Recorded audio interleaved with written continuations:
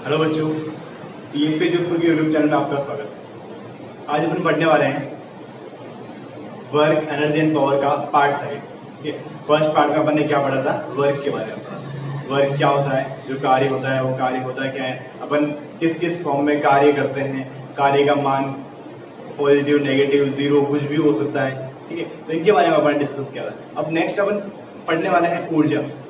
ठीक है, अपन पढ़ने वाले नेक्स्ट पार्ट एनर्जी। तो देखिए ऊर्जा क्या होती है। जैसे अगर अपन जनरली ये देख सकते हैं कि अपन कोई भी काम करते हैं, जैसे मान लो मैंने मार्कर को थ्रो किया, मार्कर को मैं फेंकता हूँ, तो क्या होगा, कुछ ना कुछ ऊर्जा वेस्ट, कुछ ऊर्जा खर्च होती है। अगर विदाउट ऊर्जा की वजह से अपन एक जगह से दूसरी जगह पर चल भी नहीं सकते। जैसे मान लो एक कंडीशन ऐसा देख सकते हैं अपन लोग, यहाँ सुबह खाना वाना खा के घर से निकलते हैं, पूरे दिन भर काम करते हैं, शाम को जब आते हैं अपनी एनर्जी लेवल जो क्या होता है लो हो जाता है, जिसकी वजह से अगर फिर आप को बोले अब भागना है आपको तेज, अपन क्या कहेंगे, अभी नहीं भाग सकते। उस कंडीशन में क्या होता है, अपना जो एनर्जी लेवल होता है वो क्या होता है, लो हो रखा होता है, अपने ऊर्जा जो होती है वो कम हो रखी होती है। तो इस वजह से अपन उस टाइम भाग नहीं सकते, क्योंकि अपने को क्या जरूरत है उस टाइम, एनर्जी की जरूरत है, अपने को ऊर्जा की रिक्वायरमेंट है। ठीक है, तो विदाउट ऊर्जा कोई भी अपन कार्य को संपन्न नहीं कर सकते। अगर मान लो एक पेन को यहाँ से वहां उठाने में रखने में भी अपने को कुछ न कुछ ऊर्जा खर्च हो रही है, कुछ किलो कैलोरी ऊर्जा खर्च हो रही है वहां पर। ठीक है, तो अभी हम डिस्कस करते हैं ऊर्जा के बारे में, एनर्जी।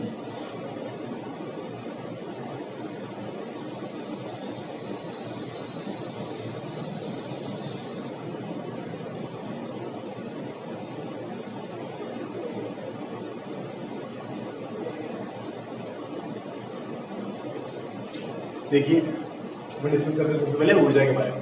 देखिए अपन ने जब कार्य पढ़ा था तो कार्य डिस्कस किया था अपन ने, ये कि हाँ जो जितनी ऊर्जा खर्च होती है उतना ही क्या होगा, कार्य होगा। तो इसका मतलब क्या हो गया, क्या अपने को किसी भी कार्य को संपन्न करने में जितनी ऊर्जा की रिक्वायरमेंट है वही उतना ही क्या होगा, कार्य होगा। तो इसका मतलब क्या हो गया, एक टाइप का कार्य है ये, एक टाइप का क्या है, ये कार्य है। क्या अपन किसी भी कार्य को संपन्न करने में जितनी ऊर्जा अपन खर्च करते हैं उतना ही क्या करेंगे, अपने द्वारा कार्य किया गया है। ठीक है, तो कार्य और ऊर्जा की जो इकाई होती है वो हमेशा क्या रहेगी, जूल रहेगी। ऊर्जा की इकाई भी क्या रहती है, जूल। और ऊर्जा भी कार्य की तरह अदिश राशि है। ऊर्जा की कार्य की तरह कैसी राशि है, अदिश राशि। ठीक है, अब ऊर्जा के अलग अलग टाइप होते हैं। ऊर्जा के क्या होते हैं, अलग अलग टाइप होते हैं। एक टाइप होता है ऊर्जा का यांत्रिक ऊर्जा, एक टाइप क्या होता है ऊर्जा का यांत्रिक ऊर्जा। देखिए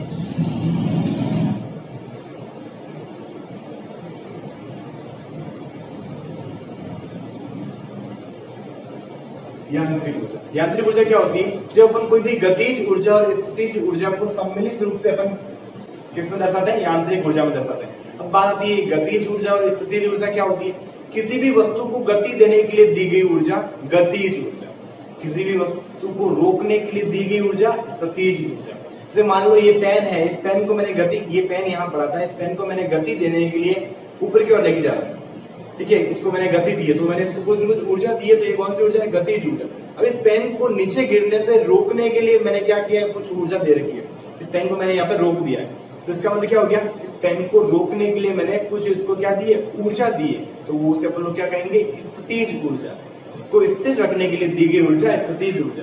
तो इन दोनों ऊर्जाओं को सम्मिलित रूप से अपन क्या कहेंगे, यांत्रिक ऊर्जा कहेंगे। यहाँ पर लोग क्या कहेंगे, यांत्रिक ऊर्जा। और यही यांत्रिक ऊर्जा किसमें चेंज हो जाती है, विद्युत ऊर्जा में चेंज हो जाती है। ठीक है, नेक्स्ट देखिए सेकंड उदाहरण पास में रासायनिक ऊर्जा। सेकंड क्लास में कौन सा है, रासायनिक ऊर्जा। अब रासायनिक ऊर्जा क्या होती है कि जो भी अपने घरों के अंदर जो इन्वर्टर वगैरह होते हैं, बैटरीज वगैरह होती है, या फिर सेल वगैरह जो होते हैं, अगर अपन किसी भी घड़ी वगैरह में सेल वगैरह डालते हैं, तो ये जो अपन सेल डालते हैं घड़ी के अंदर, सेल के अंदर जो ऊर्जा कंज्यूम हुई है, सेल को अपन ने चार्ज किया है, तो अपन ने क्या किया, उस ऊर्जा को किस फॉर्मेट में डाल दिया, रासायनिक ऊर्जा के फॉर्मेट में अपन ने उस ऊर्जा को क्या कर दिया, स्टोर कर दिया। रासायनिक ऊर्जा के फॉर्म में उस ऊर्जा को अपन ने क्या किया, स्टोर कर दिया। और जब जरूरत पड़ी अपने को, तो ये ऊर्जा किसमें बदल गई, विद्युत ऊर्जा में बदल गई। जरूरत के समय ये ऊर्जा किसमें बदल गई, विद्युत ऊर्जा में बदल गई। ठीक है, नेक्स्ट याद अपने पास प्रकाशीय ऊर्जा।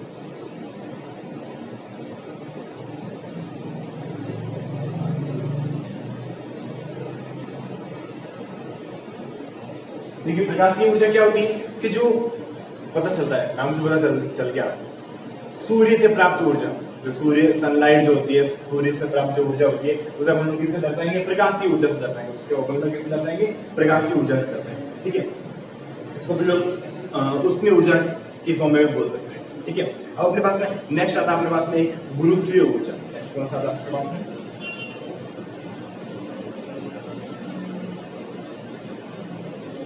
गुरुत्वीय।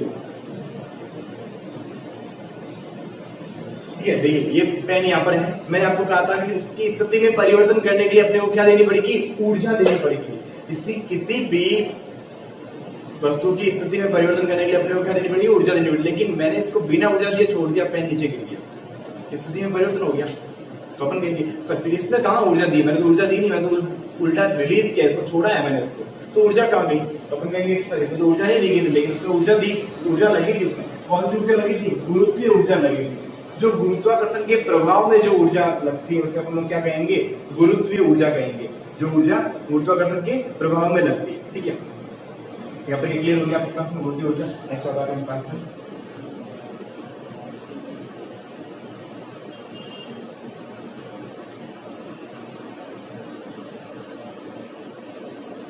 नाभिकीय ऊर्जा। नेक्स्ट कौन सा अपने पास में? नाभिकीय ऊर्जा। देखिए नाभिकीय ऊर्जा जो होती है वो दो टाइप की होती है, एक होता है नाभिकीय संलयन,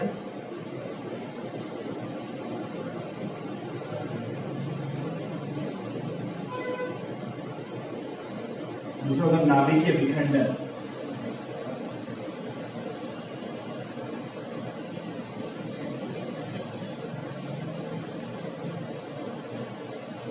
ठीक है, देखिए नाभिकीय संलयन और नाभिकीय विखंडन। अब इन दोनों में क्या डिफरेंस है? नाभिकीय विखंडन, जो भी नाभिकीय घटनाएं होती है उनके द्वारा जो निकलने वाली ऊर्जा होती है उसको लोग नाभिकीय ऊर्जा कहेंगे। ठीक है, अभी दो टाइप के अपने डिस्कस करते हैं, दो टाइप के नाभिकीय विखंडन, जो भी बड़े बड़े नाभिक होते हैं, बड़े बड़े परमाणु जो होते हैं उनका टूटना, उनके अणुओं में क्या होता है? टूटना, अपन क्या कहेंगे? नाभिकीय विखंडन कहेंगे। और उन्हीं अणुओं का जुड़ना, बड़े बड़े अणुओं का क्या होता है? जुड़ना नाभिकीय संलयन कहेगा। इसमें क्या होता है? टूटना। ठीक है, जो भी परमाणु विखंडन होते हैं, परमाणु जो विस्फोट होते हैं, हाइड्रोजन बम होते हैं, उसके अंदर कौन सी घटना होती है? नाभिकीय विखंडन की घटना होती है। लेकिन जो सूर्य के अंदर जो घटना हो रही है वो नाभिकीय संलयन की घटना हो रही है, ताकि सूर्य के अंदर जो हाइड्रोजन है वो क्या कर रही है? साथ में ऐड होकर हीलियम का फॉर्मेशन कर रही है। इसकी वजह से सूर्य के अंदर जो आंतरिक जो कोर है उसे वो क्या अपन क्या बोलते हैं? वो बहुत ठंडा है, लेकिन बाहरी जो कोर है वो क्या गर्म है, कि गैस क्या हो रही है? बाहर निकल रही है। जैसे ही फॉर्मेशन होता है वो क्या निकलती है? बाहर निकलती है। ठीक है, तो ये जनरली इस टाइप के अपने को ऊर्जाएं जो पढ़नी है। ठीक है, अपने को मेनली ऊर्जा पढ़ना है यांत्रिक ऊर्जा के बारे में। इसमें इस टॉपिक के अंदर अपने को मेनली किसके बारे में डिस्कस करना है? यांत्रिक ऊर्जा के बारे में। देखिए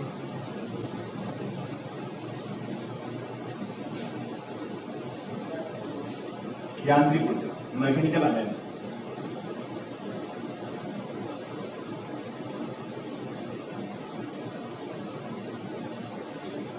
ठीक है, अपने पास टॉपिक है मैकेनिकल एनर्जी। मैकेनिकल एनर्जी क्या होती है?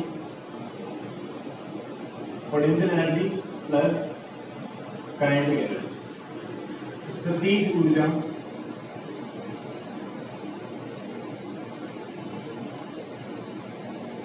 प्लस गतिज।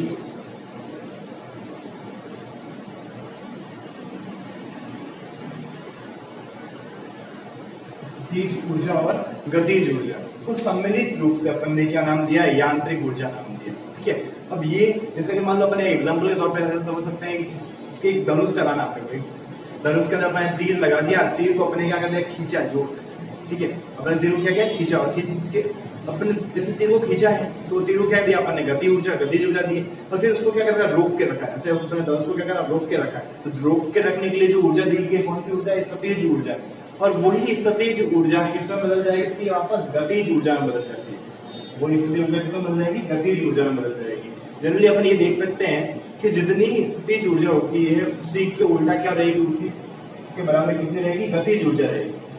ठीक है, जैसे अगर मान लो वो हथौड़ा है, हथौड़े को अपन उठाते हैं, उठा के अपन क्या करते हैं? उसको रोकते हैं, कुछ सेकंड के लिए रोकते हैं।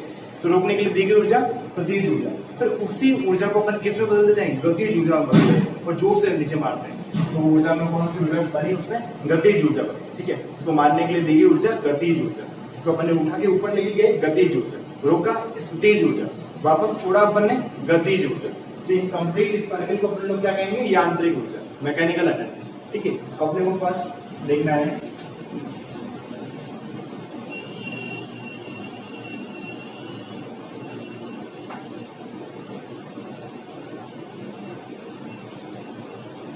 फर्स्ट डिस्कस करते हैं हम लोग गतिज ऊर्जा।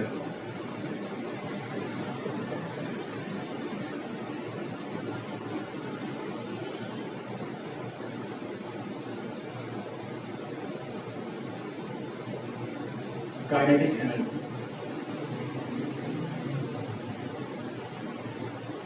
डिस्कस करते हैं लोग गतिज ऊर्जा के बारे में, काइनेटिक एनर्जी के बारे में। देखिए काइनेटिक एनर्जी होती क्या है अपन डिस्कस कर चुके हैं, ऑलरेडी डिस्कस कर चुके हैं अपन लोग। किसी भी वस्तु को गति प्रदान करने के लिए दी गई ऊर्जा गतिज ऊर्जा कहलाती है। किसी भी वस्तु को गति प्रदान करने के लिए दी गई ऊर्जा गतिज ऊर्जा कहलाती है। मान लो अपन ये बोलते हैं कि एक बच्चा जो है खड़ा है, भाग रहा है, तो इसका मतलब उसको कौन सी ऊर्जा जनरेट हुई है? गतिज ऊर्जा जनरेट हुई। तो उसने क्या भागना स्टार्ट किया, ठीक है। पेन को मैंने ऐसा करके जो उसे थ्रो किया, तो इसका मतलब कौन सी ऊर्जा दी? मैंने इसको गतिज ऊर्जा दी। तो मतलब किसी भी वस्तु की स्थिति में परिवर्तन करने के लिए दी गई ऊर्जा गतिज ऊर्जा कहलाती है, ठीक है। अब देखिए गतिज ऊर्जा का एक फॉर्मूला डिराइव करना होता है। अब आप लोगों ने पढ़ा होगा 9th क्लास में गति के नियम, गति के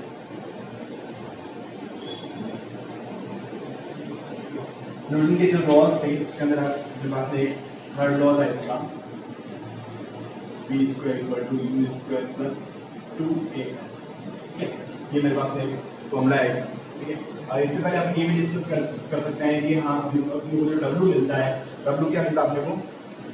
क्योंकि अपने नाम दिया है कि जो ऊर्जा है वो एक इसका फॉर्म है, कार्य का फॉर्म है, ठीक है। तो मेरे को पता है कि जो W होता है वो क्या होता है? Fs होता है। W होता है वो क्या होता है? Fs होता है, ठीक है। अब यहाँ से देखिए, और F जो होता है वो क्या होता है? Ma होता है, ठीक है। तो यहाँ से मैं ये लिख सकता हूँ कि हाँ MAS, ठीक है। W बराबर MAS, ये लिख सकता हूँ मैं, ठीक है। यहाँ तक मेरा क्लियर हो गया। अब देखिए अब यहाँ से मुझे A का मान फाइंड करना है। A निकालने के लिए मैं क्या करूँगा? 2as equal to V square minus U square, ठीक है। यहाँ से A चाहिए मेरे को, A equal to V square minus U square upon 2s। इसकी वैल्यू फाइंड करनी मैंने, A की वैल्यू फाइंड करनी है। मैंने यहाँ से किसकी वैल्यू फाइंड की है? A की वैल्यू को मैं क्या करता हूँ, यहाँ से F बराबर ma के अंदर पुट कर देता हूँ। F बराबर ma होता है, यहाँ से A की वैल्यू को पुट करते हैं m v square minus U square upon 2s, ठीक है। यहाँ तक ये हो गया मेरे पास। देखिए इसको क्या करता हूँ मैं, 2s को बाहर ले आता हूँ, फिर f को s मतलब ले लेता हूँ मैं, तो मेरे पास मिल जाएगा f s, यहाँ से आ जाएगा m 1/2 को बाहर ले लिया मैंने, 1/2 m v square minus u square, ठीक है। मेरे को पता है कि fs क्या होता है? w के बराबर होता है। fs किसके बराबर होता है? w के बराबर होता है, क्योंकि w equal to f into S, ठीक है। तो यहाँ से क्या लिखा उसको? w equal to half m v square minus m u square.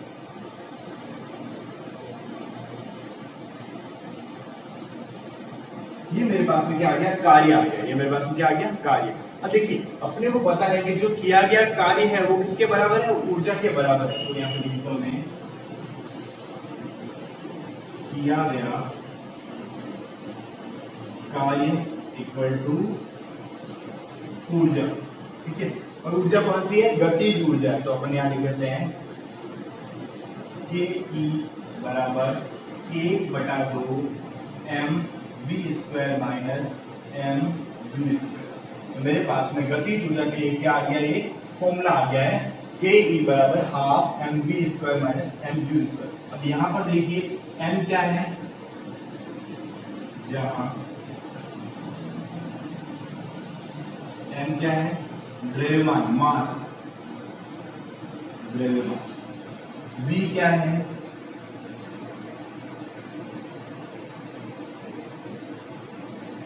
अंतिम वेग। और u क्या है?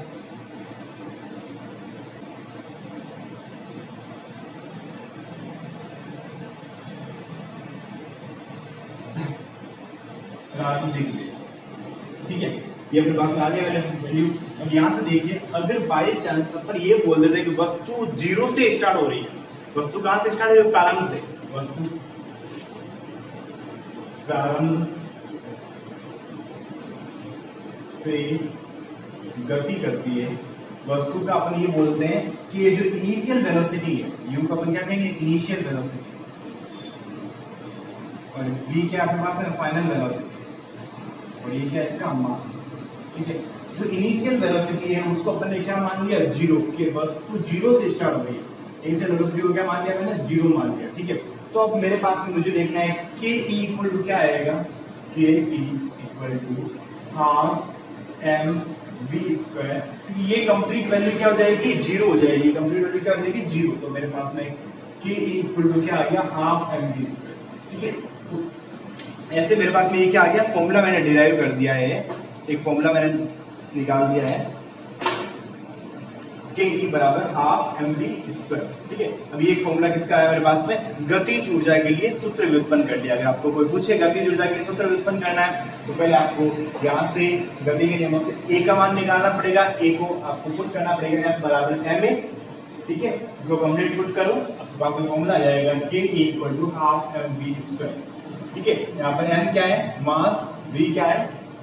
फाइनल वेग, फाइनल वेलोसिटी, है ना, या फिर अंतिम वेग बोल सकते हैं। ठीक है, और के ई क्या है? काइनेटिक एनर्जी, गतिज ऊर्जा। ठीक है, तो ये आपके पास में फॉर्मूला डिराइव हो गया। अब नेक्स्ट अपन पढ़ेंगे स्थितिज ऊर्जा के लिए सूत्र व्युत्पन्न करेंगे। यहाँ नेक्स्ट अपन किसके लिए व्युत्पन्न कर रहे हैं? स्थितिज ऊर्जा के लिए। देखिए, एक थोड़ा ध्यान रखें आप लोग, इनके ऊपर क्वेश्चन आता है, न्यूमेरिकल क्वेश्चन जो बनते हैं वो कौन कौन से फॉर्मूले के ऊपर बनते हैं? एक तो इस फॉर्मूले के ऊपर बनते हैं और एक इस फॉर्मूले के ऊपर। अगर आपको दोनों वेग दे रखे हैं, प्रारंभिक और अंतिम दोनों वेग दे रखे हैं, तो ये वाला फॉर्मूला अप्लाई करें, और ओनली एक वेग दे रखा है तो ये वाला फॉर्मूला अप्लाई करें। देखिए, कोई भी एक क्वेश्चन अपन ट्राई कर लेते हैं।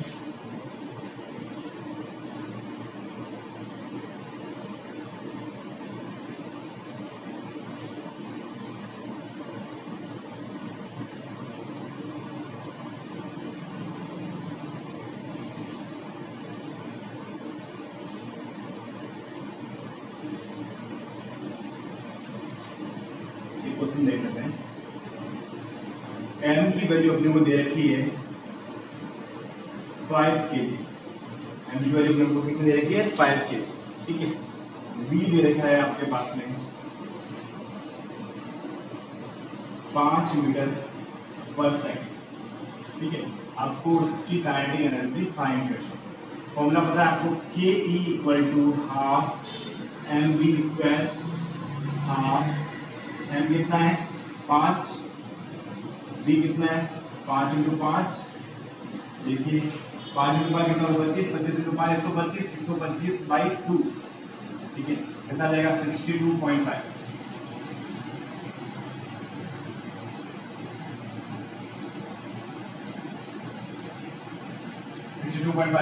जूल क्या आ गई? इसकी एनर्जी आ गई। अपने को एनर्जी फाइंड कर लिए 62.5। ठीक है, तो ये हो गया अपने पास में गतिज ऊर्जा के लिए फॉर्मूला। ठीक है, अब अपन नेक्स्ट पढ़ेंगे स्थितिज ऊर्जा के लिए सूत्र।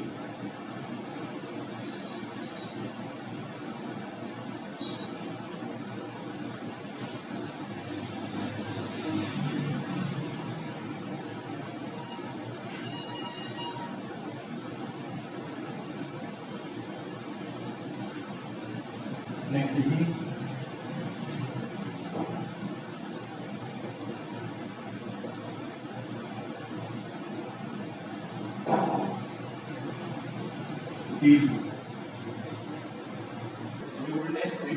देखिए स्थिर ऊर्जा क्या होती है कि जब किसी भी वस्तु को स्थिर रखने के लिए दी गई ऊर्जा स्थितिज ऊर्जा कहलाती है।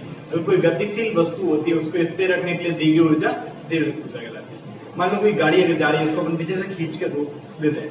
ठीक है, कोई साइकिल जा रही है उसको अपन पीछे से खींच के रोक देते हैं। इसका मतलब क्या हो रहा है? उसको अपन ने रोकने के लिए जो ऊर्जा दी है ना, वो कौन सी ऊर्जा है? स्थितिज ऊर्जा, पोटेंशियल एनर्जी।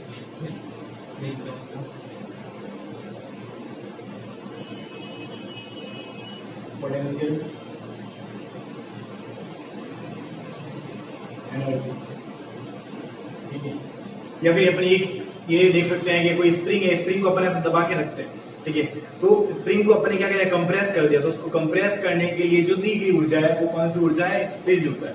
जैसे अपन उसको छोड़ेंगे तो वापस अपने नॉर्मल पोजीशन में आ जाएगी, लेकिन उसको कंप्रेस रखने के लिए दी गई ऊर्जा स्थितिज ऊर्जा। ठीक है, तो इस टाइप से अपने को स्थिर ऊर्जा फाइंड करनी है। अपने को देखिए जनरल अपन हर देखते हैं, हर चीज में देखते हैं कि स्थिर ऊर्जा अपन अप्लाई कर सकते हैं। हाँ, कि कोई भी वस्तु कोई तेज भागता हुआ है उसको अपन ने रोक दिया, एकदम पकड़ के रोक दिया, तो उसको रोकने के लिए दी गई ऊर्जा स्थिर ऊर्जा। छोटा बच्चा है भाग के कहीं जा रहा है, उसको अपन ने पकड़ लिया, तो उसको वो कोशिश कर रहा है भागने की, लेकिन फिर भी अपन को क्या करते हैं, उसको पकड़ के रखते हैं। तो इसका मतलब उसको पकड़ने के लिए जो अपने ऊर्जा दी है वो कौन सी ऊर्जा है, स्थितिज ऊर्जा। उसको स्थिर रखने के लिए दी गई ऊर्जा स्थितिज ऊर्जा कहलाएगी। ठीक है, यहाँ तक क्लियर हो गया। तो देखिए गुरुत्वाकर्षण के प्रभाव के अंदर अपने स्थिर ऊर्जा का मान ज्ञात करते हैं। कोई ब्लॉक है, जैसे अपन ने पहले भी फाइंड किया था, ये ब्लॉक है, इस ब्लॉक को क्या करते हैं, m मास का ब्लॉक, g नीचे की ओर लगा, गुरुत्व त्वरण जो है वो नीचे की ओर लगा है, इसको अपन क्या करते हैं, h हाइट तक लेके जाते हैं, h हाइट तक अपन क्या करते हैं, इसको लेके जाना है। ठीक है, अब इस ब्लॉक को यहाँ तक ले जाने में, ले जाकर क्या करते हैं, स्थिर रख देते हैं। इस ब्लॉक को यहाँ तक ले जाके अपने स्थिर रखते हैं, ब्लॉक को यहाँ तक रखते हैं।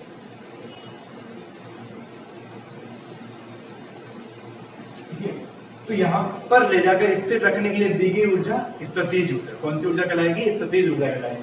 जिसका मतलब अपने पास में क्या आ गया, W इक्वल टू क्या आ गया, mg, डिस्प्लेसमेंट कितना h डिस्प्लेसमेंट हो गया अपने पास में। ये अपने को पता है ऊर्जा किस फॉर्म में, Pe के फॉर्म में, पोटेंशियल एनर्जी के फॉर्म में, Pe इक्वल टू W। तो अपने पास में Pe इक्वल टू क्या आ गया, mgh। अपने पास में स्थितिज ऊर्जा का मान क्या आ गया, mgh आ गया।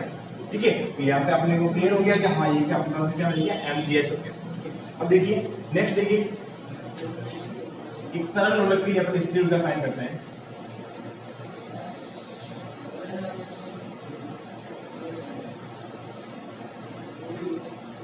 m मास का पिंड है, तो ये दोलन करते समय यहाँ पर आ जाता है, इधर दोलन करता है तो यहाँ पर।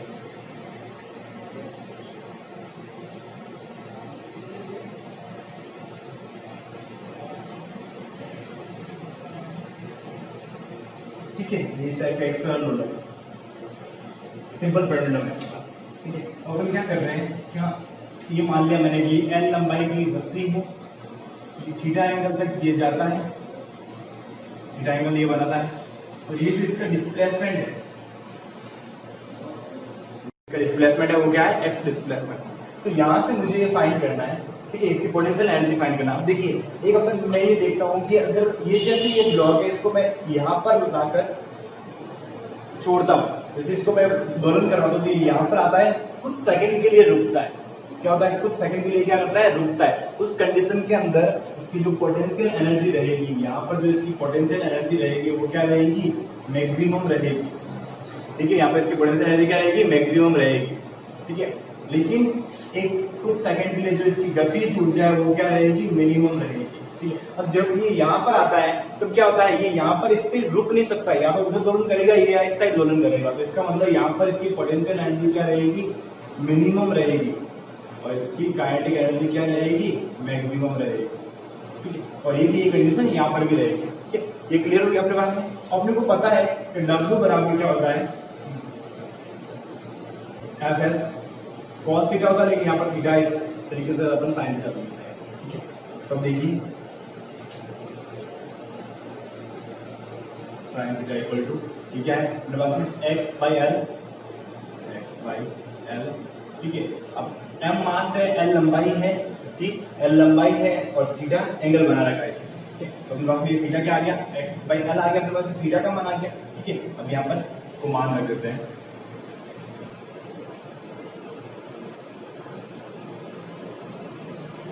ठीक है, अपने पास में ये क्या है, यहाँ पर F बराबर mg x अपॉन l। ठीक है, तो यहाँ से मेरे पास में क्या आ जाएगा, mg अपॉन l, और ये x क्या आ गया, अलग आ गया। ठीक है, ये क्या हो गया मेरे पास में f। अब देखिए mg और l ये सब क्या है, नियत है, फिक्स वैल्यू है।